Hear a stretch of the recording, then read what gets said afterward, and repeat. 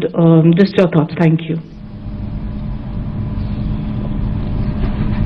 See, all gold which comes off the market is imported. In this country, the dependence on precious metals is very much from outside only. In the sense, we get every ounce of gold which comes into the country is an imported gold, and we don't have our own source of exploring and extracting gold. There are steps being taken, but yet not sufficient to meet our demand.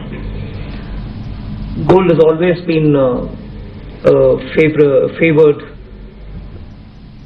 investment for households, whether as an asset class or for jewelry. So a high-pitched demand from, let us say, the domestic consumption also sees a seasonal spike during festival season, during Akshaya Tritiya and so on.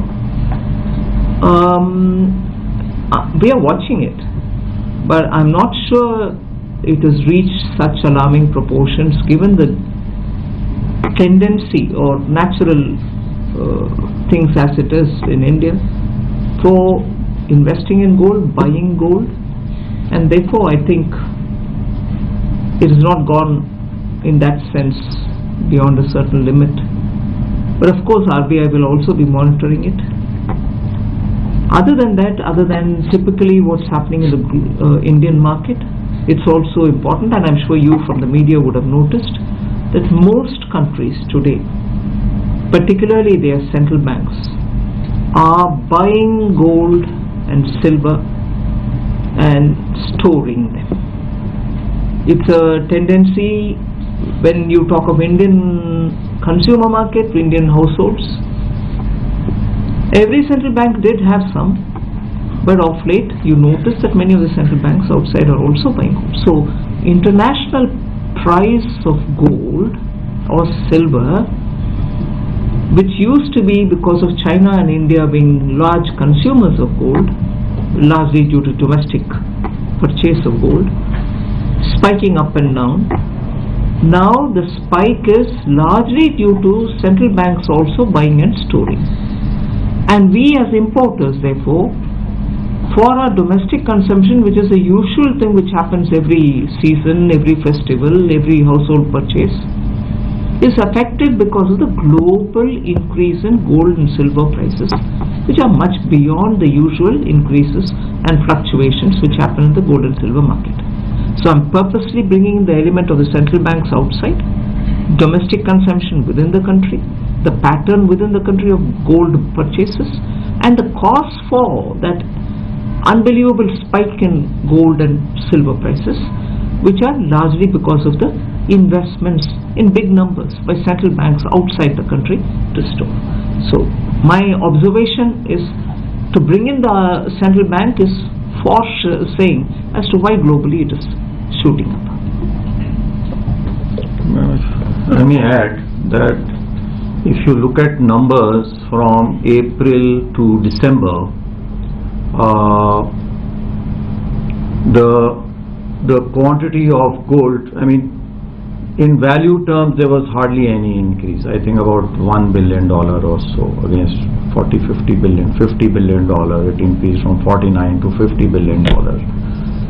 So till December, value terms didn't increase despite increase in prices, because whatever was the increase in prices was offset more or less by the decrease in the volumes of imported gold. It's only in January, we are still analyzing those numbers, that there has been a sudden spurt in value as well as in volume. As the finance minister also mentioned, there is a lot of fluctuation, seasonality in that particular demand. So we are not unduly concerned about that, especially because our external sector continues to be very robust and strong. The current account deficit is still very, very manageable as per our projections. It's within or about the 1% of GDP range. The government has now a number of agreements for trade, international trade, that it has signed, so that will help our current account even further going forward. Even on the capital side, it will help because trade and investments generally go together. Over and above that, number of policies that government has come out on the FDI side, latest being liberalization, opening up 100%, insurance sector, and then the AI summit, recently that we had. So many, I'm forgetting the numbers, some hundreds of billions of dollars being committed towards data centers. Earlier we saw, the tech giants, Amazon, Google, Amazon. I think the number that we had, they together they had committed was $62 billion. So so now it's 250. Earlier they had done $62.5 billion. So even if part of it comes, and gross FDI has been very robust, even this year, good growth rate last year also, this year also. So we have sufficient reserves. So external side, is very strong, and including the domestic macro, even the external sector is very strong. Thank you, madam. Thank you, sir. Next question from Tarun Sharma.